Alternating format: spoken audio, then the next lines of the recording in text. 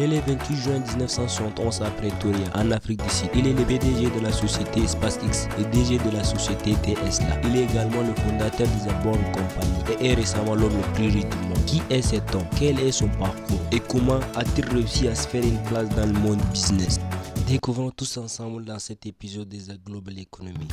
Moi c'est Angoni Hamad. Si vous nous découvrez récemment, n'hésitez pas à vous abonner, lâcher un pouce bleu et partager au maximum que possible. Bienvenue dans votre chaîne Angoni TV. Vous découvrez les actualités économiques, l'évolution des entreprises et beaucoup plus sur le monde business.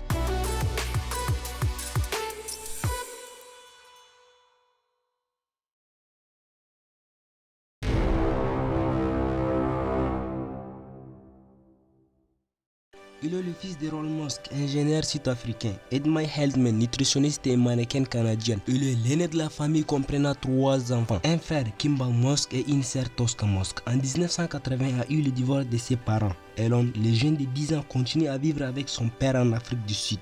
Dès son jeune âge, il est passionné de lecture, qui lit environ 2 livres par jour de différents domaines, tels que la science-fiction, la fantasy, la philosophie, la religion, la programmation, le business, la technologie et beaucoup plus d'autres.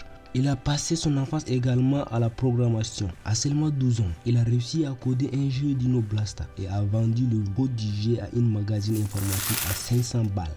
Après avoir achevé ses études lycéennes au Pretoria Boys High School, en 1998, il annonce à ses parents qu'il souhaite aller étudier aux États-Unis. Du coup, cette nouvelle n'était pas très bien accueillie par son père, alors il décide de quitter l'Afrique du Sud pour rejoindre sa mère au Canada, d'où enfin il obtient la nationalité canadienne.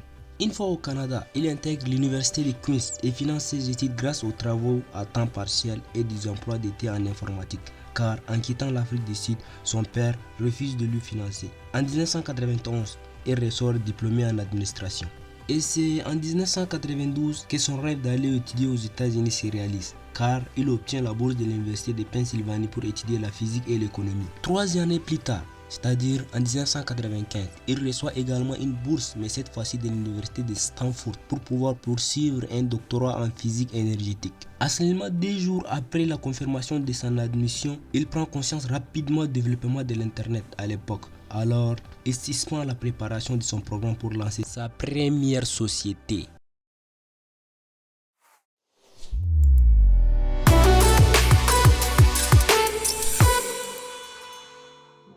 Zip2 est la première compagnie lancée par Elon Musk. Zip2, c'est un éditeur d'un logiciel de publication de contenu en ligne pour les informations des entreprises. L'entreprise a été vendue en 1999 avec 341 millions de dollars, alors que Elon et son frère Kimball possèdent environ 12% de Zip2. X.com. Ensuite, en mars 1999, Elon Musk fonde une banque en ligne nommée X.com qui par la suite se fusionne avec Confinity pour devenir le PayPal actuel. Depuis son jeune âge, Elon Musk a des idées très fictives et cela fait inquiéter trop ses parents. Il a été plusieurs fois apporté à l'hôpital psychologique pour enfants car il a des idées tellement fictives qui fait peur à ses parents. Pendant que le monde parle sur le voyage de l'homme vers la lune, Elon Musk a pris une imagination très extraordinaire et celui de vivre un jour en Mars. Ambitieux de coloniser le Mars, alors en mai 2002, il fonde sa 3e société, SpaceX. SpaceX développe et produit des véhicules de lancement spatiaux. Avec SpaceX, il a pour objectif de fonder une colonie sur Mars d'1 million de personnes. C'est pour cette raison qu'il a fait des contrats avec la NASA et il a obtenu plusieurs fois des aides de l'État américain. Mais son objectif d'un jour vivre en Mars, ça serait pas tellement très facile car Mars est tellement chaud. C'est pour cette raison, pour réaliser son rêve, il doit faire face à cette difficulté. Alors, dans son bureau, il a 2 images. À gauche est celui de Mars actuel, c'est-à-dire Mars très chaude. Et à droite de son bureau, il a l'image de Mars qu'il voulait le faire dans l'avenir. Elon Musk est également l'actuel président de Tesla depuis 2008 et considéré comme le sauveur de la société, tout d'abord en produisant des voitures électriques plus fortes et moins chères. Pour lui, cela peut aider le réchauffement climatique.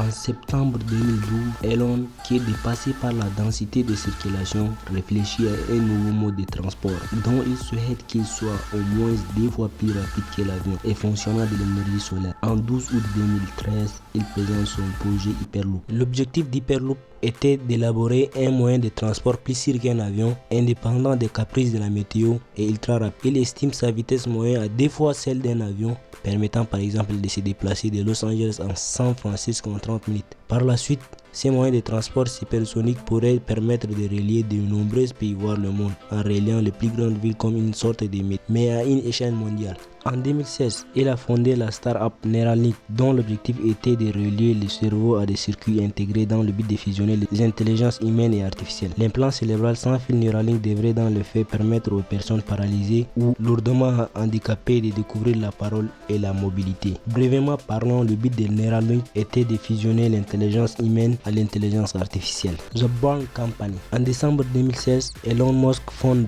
The Bourne Company. C'est une société de construction de tunnels qui, selon Elon Musk, a pour but de supprimer les bouchons dans les grandes villes par l'installation d'un réseau de voies souterraines, des ascenseurs passionnés sur la chaussée permettant de descendre des véhicules dans les réseaux souterrains et de les mener à leur destination à une vitesse voisinant le 200 km/h. Pour Elon Musk, il n'y a pas une idée imaginaire. Toutes les idées imaginaires peuvent un jour être réalisées. Pour réaliser ces idées, il vous faut absolument trouver le temps et le moyen de réaliser. Pour cela, pour Elon Musk, l'argent ce n'est pas un fin, mais plutôt un moyen pour subvenir aux substances de l'humanité et de réaliser son plus grand rêve. Et ainsi on arrive à la fin de notre épisode d'aujourd'hui. Si la vidéo vous a plu, n'hésitez pas à nous soutenir en lâchant un pouce bleu, en abonnant à la chaîne si ce n'est pas fait et partagez au maximum que possible.